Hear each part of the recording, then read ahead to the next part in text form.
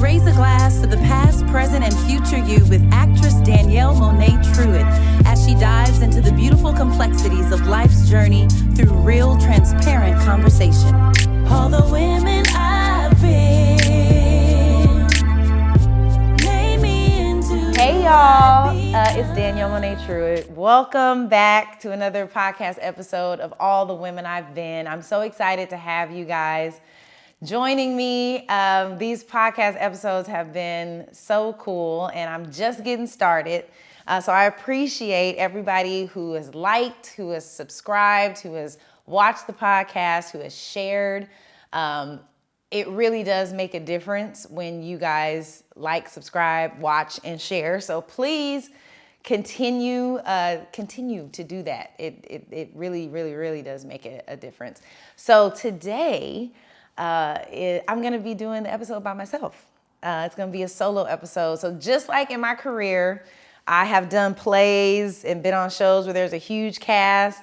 And then I've also done solo shows where I have a one-woman show, as a lot of you might know, called Three Black Girl Blues, where I play 3 different characters. I'm on the stage for 75 minutes by myself. I also did another one-woman show called Neat, where I played 27 characters. So I'm pretty good at keeping people engaged. So I hope that you guys will stick with me for this episode, because I'm really excited about it. This is Women's History Month, and it's just a great month to celebrate women. As a Black woman, February and March are two of my favorite months of the year, because, you know, I get to celebrate Black history. Well, we do that every day, all day, but Black history in February, and then women in March. And I just love being a woman. I would never trade my boobs for anything else. I love it, okay? And I really love being a Black woman. It ain't nothing like being a Black woman. So as we celebrate Women's History Month, I'm just excited to talk to you guys on this podcast. And just thank you guys. Thank y'all for the encouragement, the comments that I've been getting about, you know, how it's been touching people and how it's what they needed to hear, and how it felt like they're just talking to their home, you know, sitting, listening to their homegirl talk about life. That's exactly what this podcast is. You know, we're all figuring it out together. I do not have the answers for you, because I don't have the answers for myself, okay? We are figuring it out together. So thank you for going on this journey with me, and welcome to All the Women I've Been. So y'all, I'm doing this episode by myself, which means I got my notes. So if you see me looking at my phone, I'm looking at my notes, okay? I'm not texting nobody. I'm locked in with y'all for this podcast episode. So on social media, as I'm sure a lot of you guys have seen, there is this movement called, you know, soft girl era. There's a whole bunch of eras going on. Bad bitch era, soft girl era. I don't know, but I'm gonna get it done era.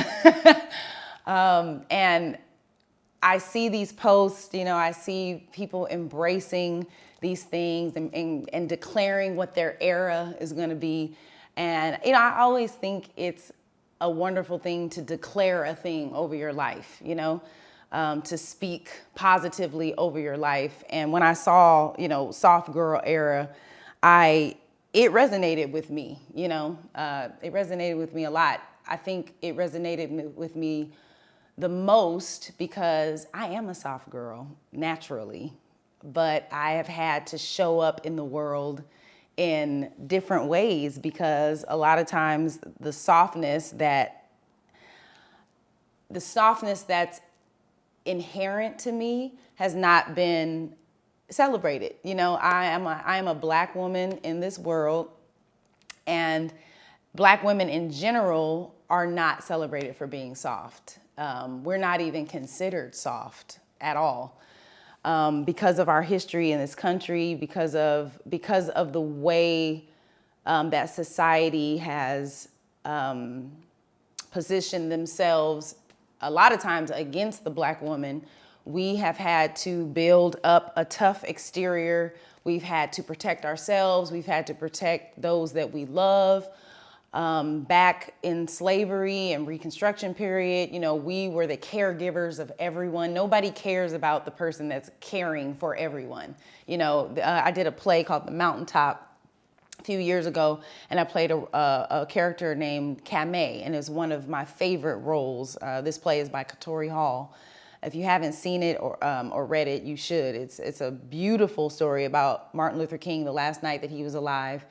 And it's a two-hander, it's a two-person play. And I played the role of Kamei. And at one point in a monologue that she does, she talks about how the Black woman is the mule of the world.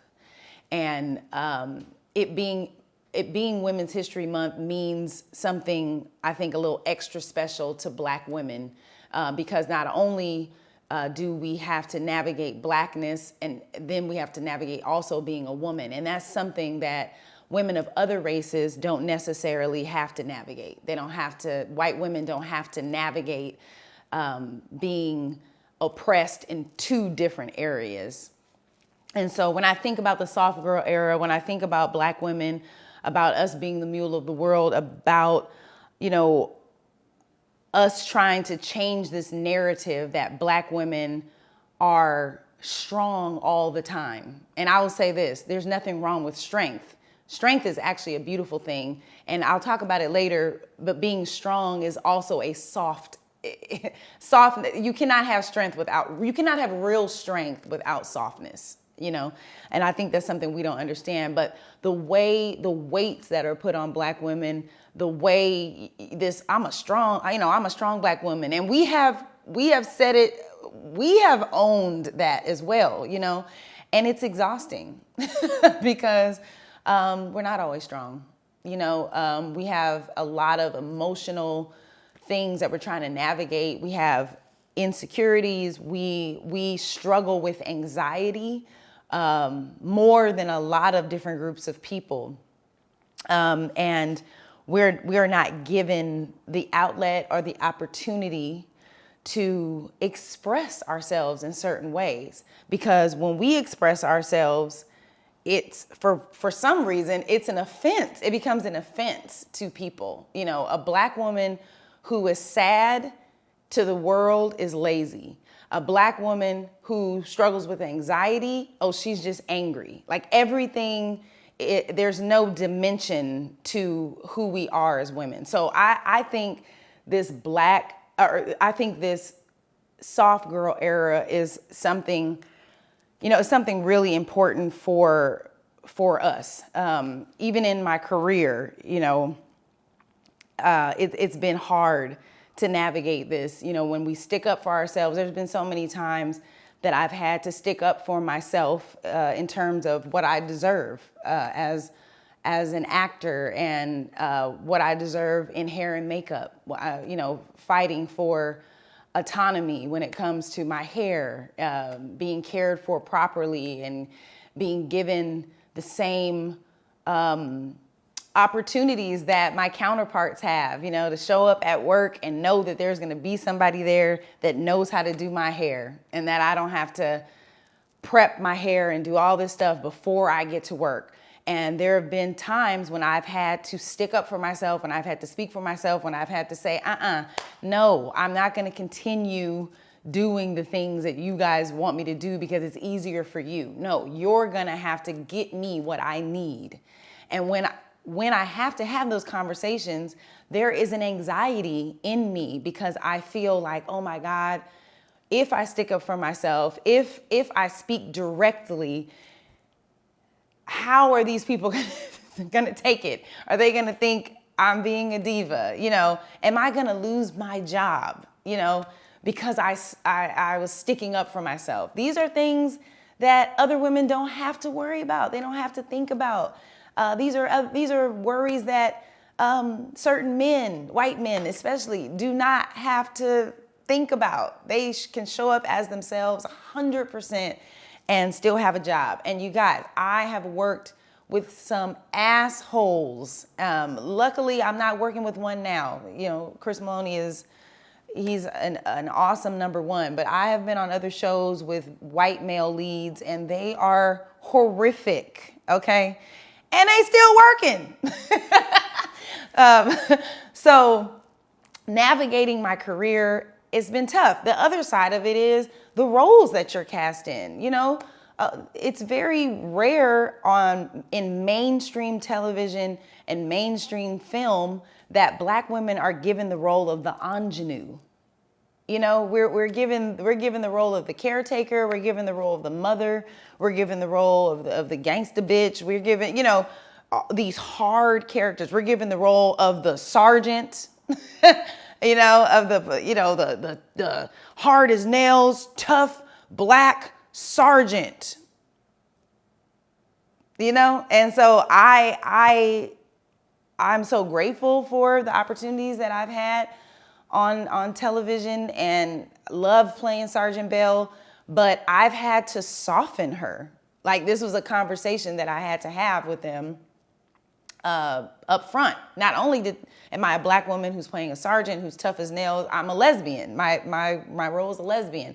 And we know the stereotypes that come along with that, and I'm like, I'm not going to play a one-dimensional character. So I have been looking for ways to soften Belle, to give her opportunities to smile, to give her a life that is more than just babysitting grown adults, and it's an ongoing conversation, but there's so many Black women that have been pegged into these roles where we're sexless and loveless and just tough.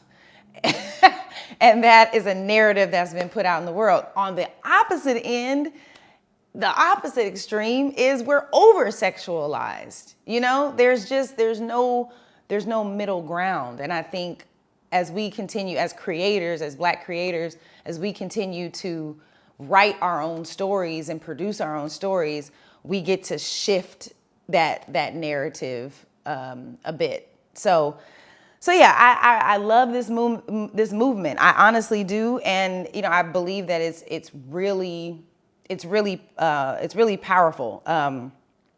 One of the things that I realized is when you say this is my soft girl era, I don't know if people understand how long an era is.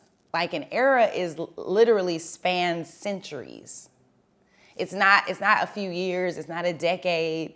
It spans centuries. And we all know none of us are going to live for centuries. Like, we're going to die in, a certain amount of years.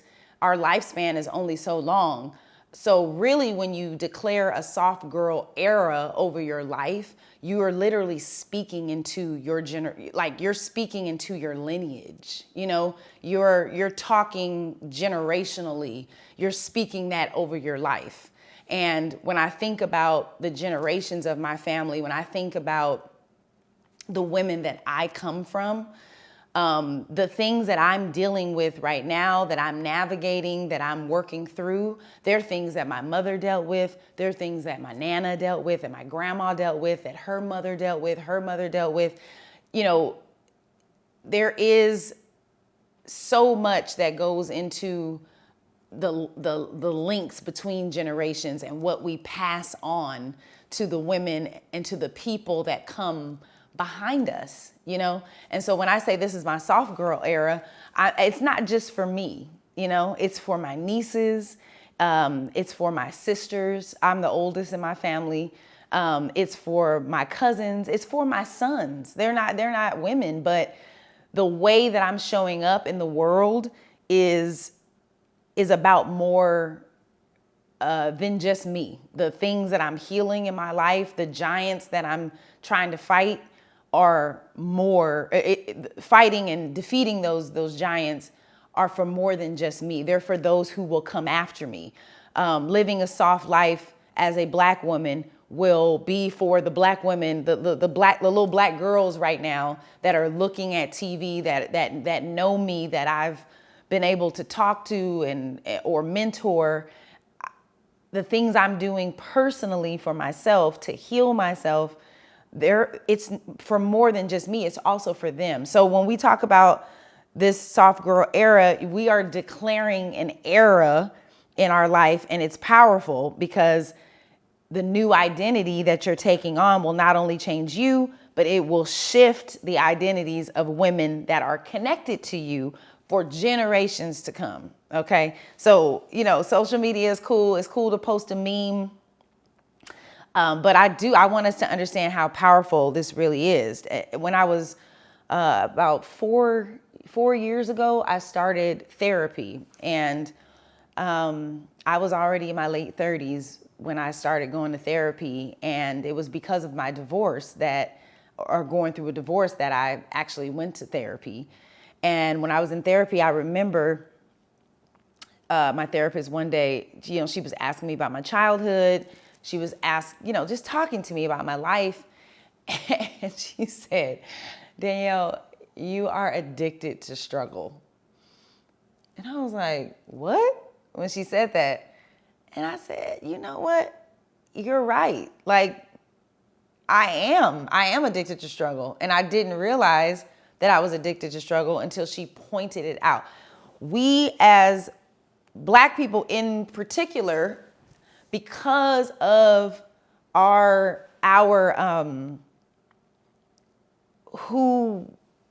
how we got here, how we got to this country, what we've been through in this country, struggle has kind of just been attached to us generationally. We're struggling to fight for our rights. We're struggling to be seen as, we were struggling to just be seen as human. Even until recently with all of this, the stuff that's happened with Black people concerning the police, I think it was Mike Brown. They were like, oh, he was a monster. It's like they try to detach us from humanity so that they can do whatever they want with us, and so we've always been struggling. And women in particular, Black women in particular, when I look back at my mother, my grandmother, my aunts, people like that, there's this badge of honor that we take up for navigating struggle. It's like, oh, I stayed in this relationship for all these years, even though I was unhappy, being treated like shit. And we're celebrated for putting up with abuse, putting up with things that we shouldn't. There's also strength in leaving. There's strength in quitting as well. And we're taught that we shouldn't quit, that we should stick it out, that we should be a ride or die. And listen, I'm not saying that we shouldn't be ride or die with the right person. Yeah, we should. We should be a ride or die. We should be loyal to people who honor us, to people who see us for who we are and celebrate us for who we are. We should give 100% to people who give us 100%. But no, we should not give 100% to somebody who's given us 25%. Like, it does not make you great that you stood by somebody who could care less about who you are and the things that you desire, And I think that narrative has been passed down through generations, wearing this badge of honor of being strong in the face of all kinds of craziness, shouldering disrespect and abuse, and I think it is time for us in our lives to embrace ease, to embrace going with the flow. I learned it also in therapy. We try so hard to keep things together, to keep ourselves together, to keep these relationships together. If you have a table and two of the legs on the table are broken and you keep taping it, you keep putting books under it to stabilize it. You keep doing all these things to stabilize it. What would happen if you just didn't? Like, what would happen if you just stopped trying to prop this table up? If the table stays up on its own, then it was probably meant to stay up. But if the table doesn't stay up without you having to hold it up or prop it up, then let it fall, let it break. and get a new table. Just go get you a new table, okay?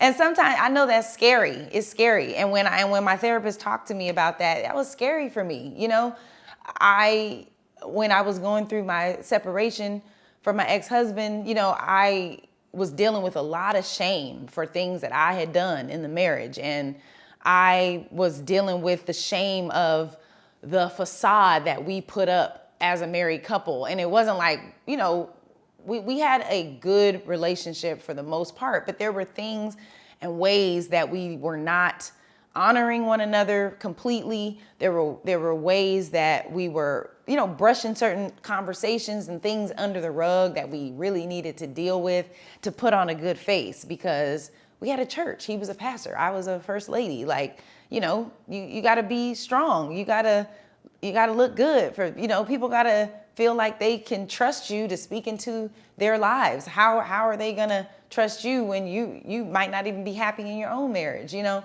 these are all the thoughts and the pressures that we put on ourselves when we're in certain positions. So going through that separation, I had to learn how to embrace who I was and not think that I had to put something back together that might not need to be put back together, you know?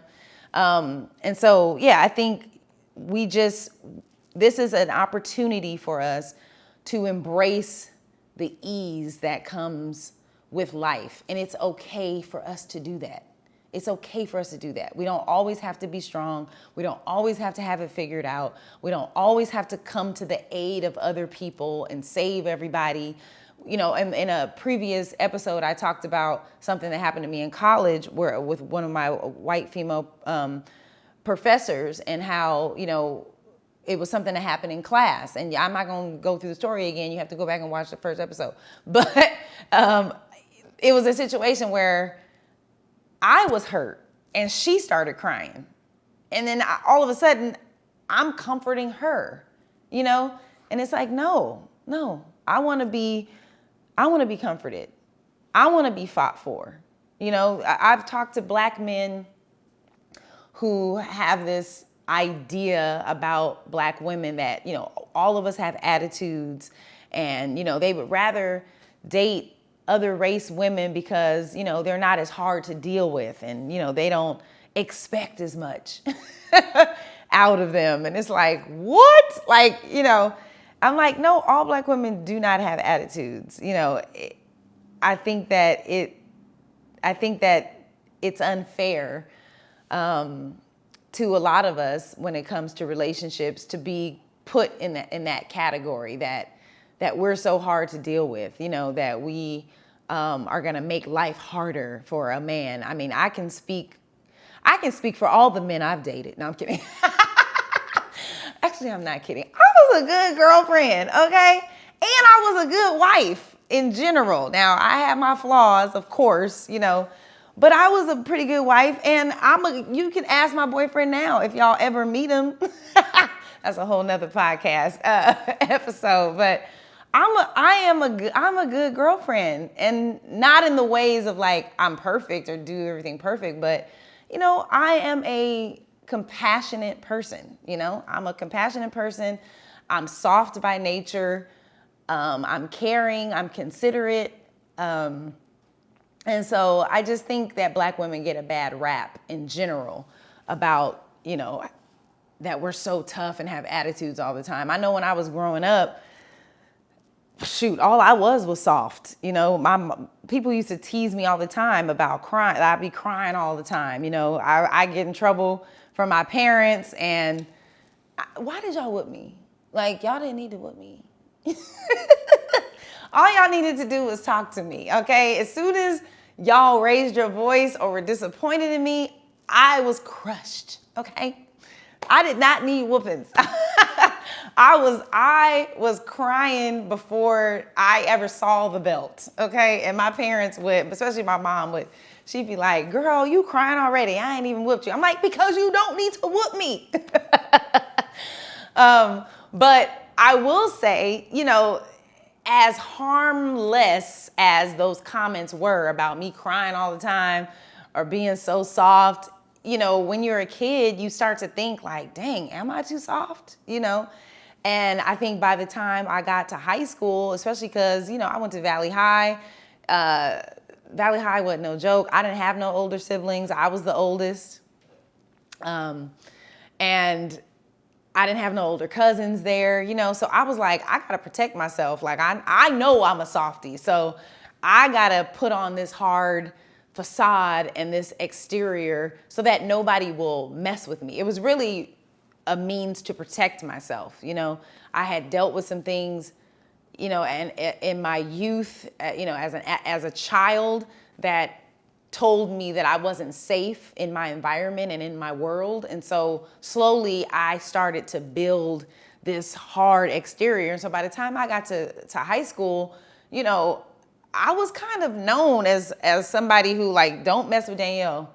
Valley High was no joke, okay? I was the oldest, so I didn't have any older siblings. I didn't have no big cousins, so I had to protect myself. And because of things I had went through as a small child, at a very, very young age, I learned that I was not safe. I didn't feel safe. So over the years, I had to build up this hard exterior. And I remember a moment in my mind saying, like, nobody's gonna protect you. You gotta protect yourself.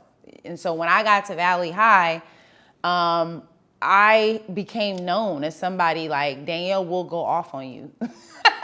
Like, she will let you know, like, don't mess with her. Yeah, I think the first week of school, I was in an argument cussing some girl out, for lying on me, or I think she might have called me out my name, something, and that was the first week of school. So my freshman and sophomore year, people liked me, but people were also like, ugh, I don't want to get on her bad side, It wasn't until I got to, like, my junior year that I kind of softened up a little bit, but that narrative kind of still was attached to me, and so as I got older, I have started to become just more of who I am, and not being so worried about the emotions that come naturally to me.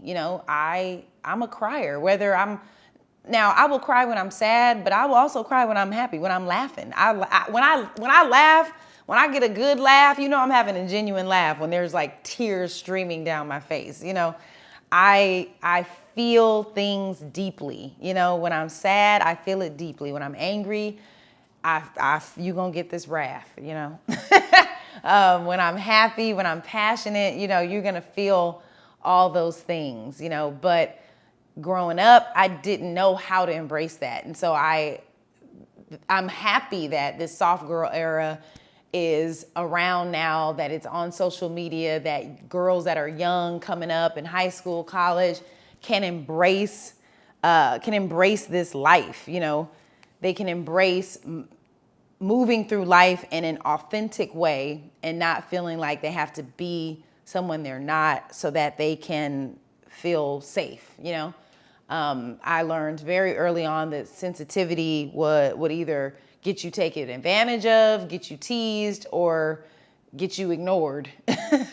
And so I'm just happy that I'm getting back to a place of fully embracing what that is. And so I was thinking about, what it is to be soft.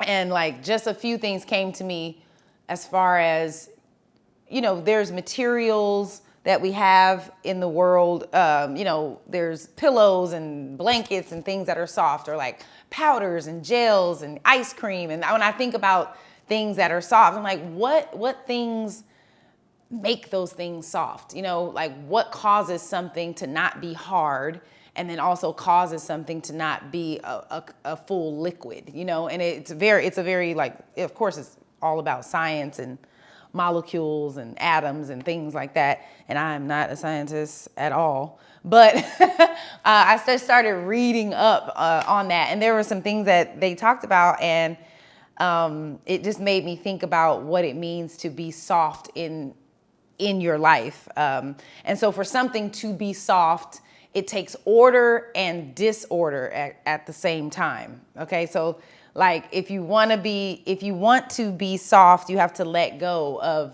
perfection. You have to let go of competition.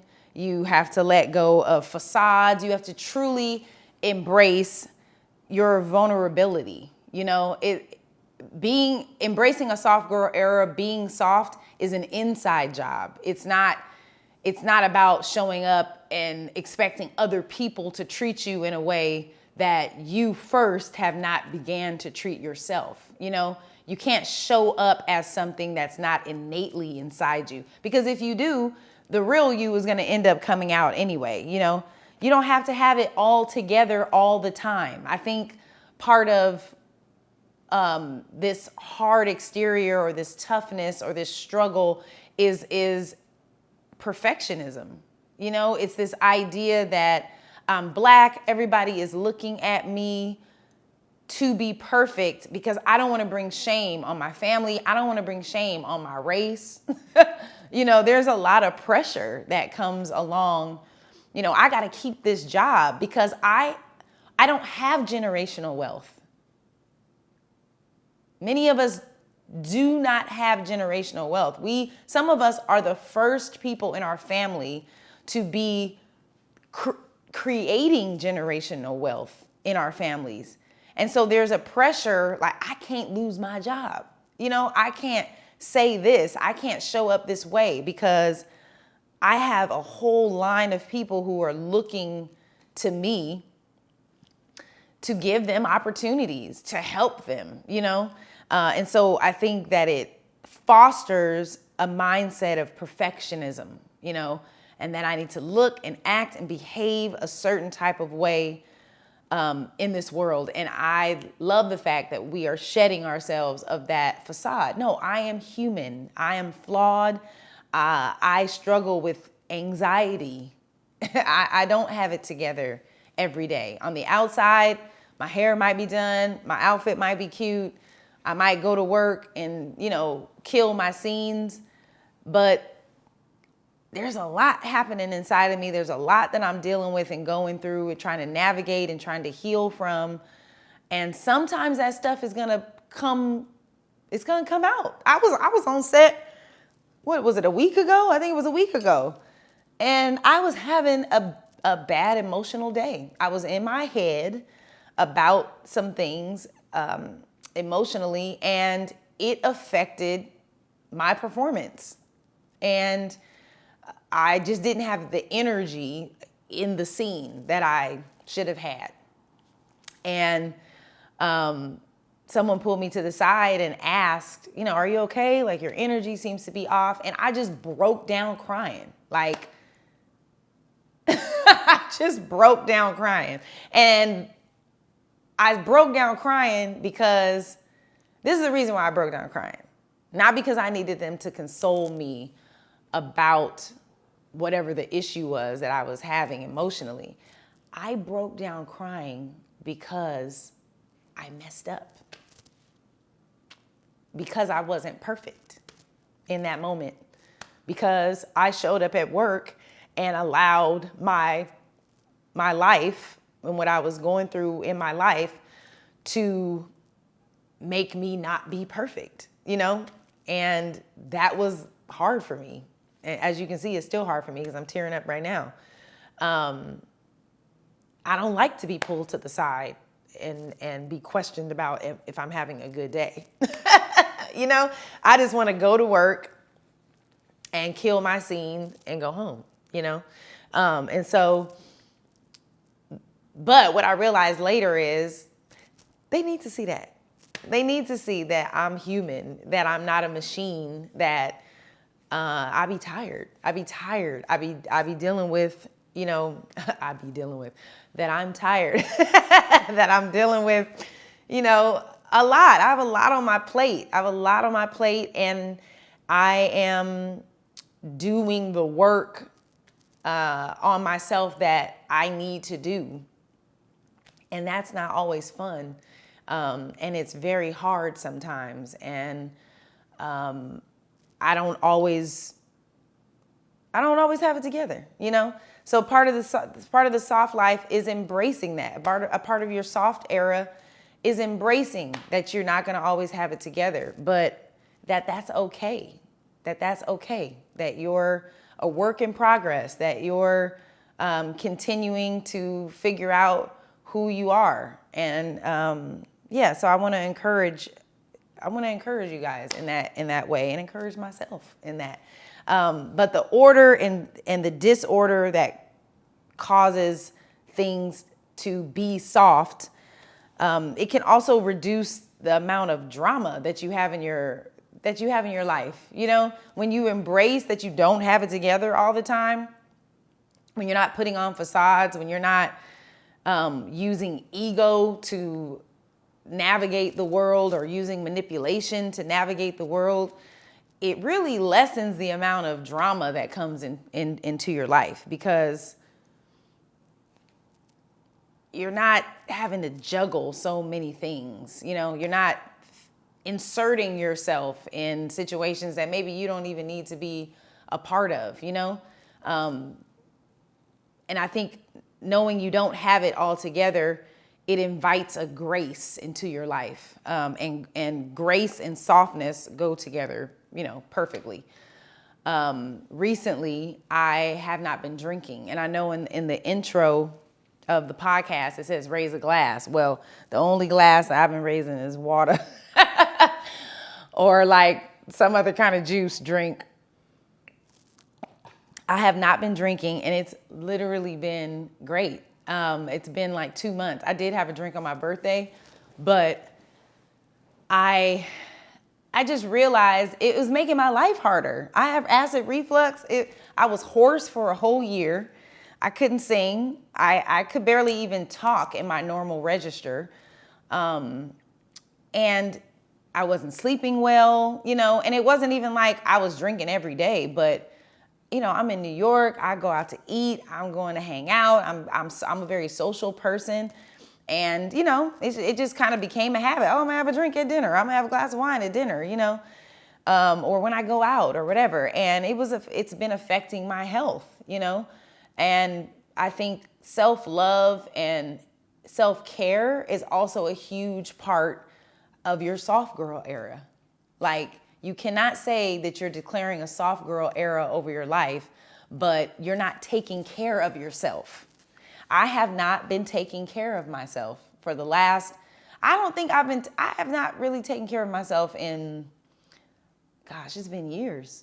It's been, I want to say like 5-6 years. I really have not been taking care of myself. I've been working out, you know, I do work out and stuff like that, but when it comes to just paying attention to myself emotionally, getting the rest that I need, not putting so much on my plate. You know, now I go to work, I come home, and I rest. I get sleep. This season on the show has been going so much better for me because I haven't been getting off work, going out partying, going to dinner, meeting this person. Oh, you wanna have lunch? You wanna have dinner? Okay. No, I have been sitting my ass down somewhere. And the fact that I've been sitting down is the reason why it came to me that I need to stop drinking. You know, I also had a really bad night where I drank too much. I drank too much and I was not feeling good the next day. Okay. And I was like, you know what? Why am I doing this to myself? It's stupid. And I haven't had that many nights like that, but I don't want to have it again. So anyway, self-care is a huge part of your soft girl era. It's important, you know, that you get rest, that you take care of yourself, and it all starts with you. The other thing about softness is that softness is stable, but it's also flexible, okay? So softness doesn't mean that you have a lack of strength, okay? Strength is a beautiful thing. Struggle is a whole different thing. There's a difference between struggle and strength, okay? And when you know the difference and that they are completely different, it's going to help you. You don't need to abandon your strength to be soft. Okay. We need to really learn how to be more flexible. There's a lot of women that I talk to, and they want to be in relationships, and they're not having they're not having the greatest experience dating. And a lot of times, sometimes I ask them, like, well, what are your expectations? Like, I definitely have high standards when it comes to dating, but you also got to be flexible. You also have to realize that you're not perfect, that you're dealing with another imperfect person, and that everything on your list that you've written out while you was journaling in your bed at night, dreaming of the perfect man or woman, that's going to come into your life. Like, it's not reality. Like, that's in your mind. And so when you meet a person, you have to decide, okay, is this really a deal breaker for me? You have to be flexible in your parenting. You can't expect, your children are little human beings as well. And so I've had to learn, like, I have to be flexible in my parenting. It's not just my way or the highway. Like, my kids have personalities. My kids have ways that they want to that they're learning how to function. They're learning how to navigate life, and I can't just put them in a certain box, because then I'm not allowing them to grow. I'm not allowing them to have autonomy over their lives. So softness is about flexibility. When life gets hard, we have to learn how to relax. That's really when you need to learn how to relax. That's really when you need to add ease into your life when life gets hard. That's not the time to fight against it and to be rigid. It's like, okay, this thing is happening. Let me allow it to happen. Let me not have these expectations that, this thing, for me, I'm bi-coastal. I'm now navigating several residences, which has been a weight on me. And I be so mad. I be mad, okay? Like, enraged at times when I have to pay these multiple mortgage, and then pay rent here, and then pay Airbnb cost here in New York. It is a lot. It is overwhelming for me at times. And it's cute on Instagram. Oh, I'm on a plane. I'm going back to, I'm bi-coastal. This shit is hard, okay? It is exhausting. It is exhausting. And it's not even, some of it is not my doing. It's like something that was put upon me, and now I have to navigate it. And it makes me angry, as you can see. It makes me angry, but I'm learning to embrace, this is the life I have. This is the season that I am in. And I can either make this season harder. I can fight against the season and cause health problems for myself, cause the ruin and deterioration of relationships in my life, or I can ease into this struggle, and I can ease into this hard place in my life and get through it with less bruises and bumps. Sorry, y'all, there we go. I can get through it with less bruises and bumps. And that is what I am. That is the soft girl that I'm trying to embrace for me personally. I have my whole life, I feel like I've been fighting for agency over my own life. Ever since I was a small child, I have been fighting to be heard and to be respected. I want to be respected. I want to be considered, and in this area of my life, I've just felt like I'm always fighting for that. And I'm tired, and I don't want to, and I'm not going to do it anymore. I'm just going to trust God and believe that the sacrifices that, oh my God, Sorry, y'all.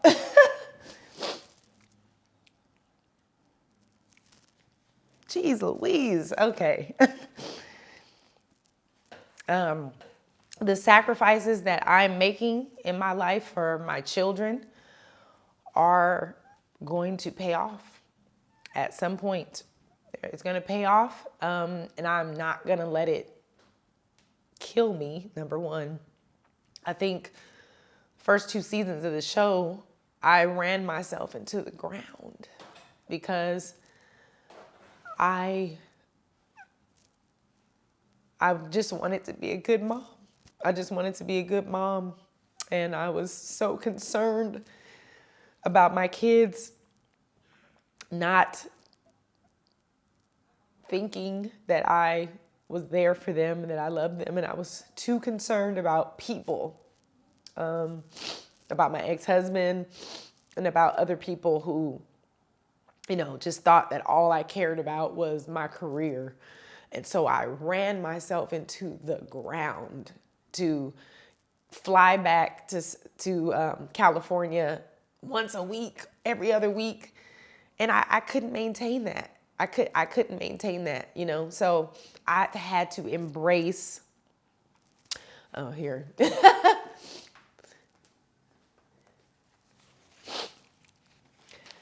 Thank you. I've had to embrace letting go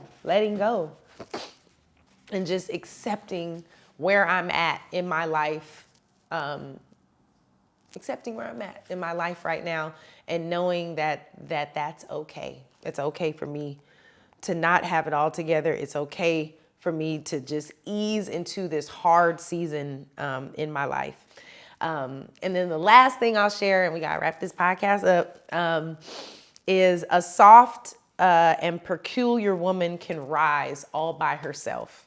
And I've heard a lot of people say, I'm tired of being big dog, I'm tired of being big dog. I'm tired of handling everything. I want somebody that's going to spoil me, and I want somebody that's going to handle this and that for me. And what I realized is I like being big dog, but I also like being who I am, the person that you just saw, who is free enough to embrace emotion and cry when she need to cry and wipe those tears and continue on her path. I'm okay with embracing all of that because I know that within me, I have everything I need inside of me. And you're going to hear me say this on this podcast a million times. I have every single thing inside of me to rise the way that I need to. When you making bread, that dough is soft. That's a soft dough. When you put it in that oven, that yeast that's in there causes it to rise. And as women, just know being soft doesn't mean just laying around, sitting around, and not making it happen for yourself. You can be soft and still be big dog at the same time. You can make all of those things happen for yourself. So I encourage all of you, just think about your own life. Think about the ways that you can embrace ease in your life, that you can embrace softness in your life, and know that strength is a part of the journey of softness. Not having to be perfect is also a part of this journey of softness. And know that when you declare an era of softness over your life, you are speaking not only for yourself, you're not just changing who you are for yourself, but you're changing it for every woman who will come after you. So good luck on the journey. Make sure you subscribe, and thank you for tuning in today.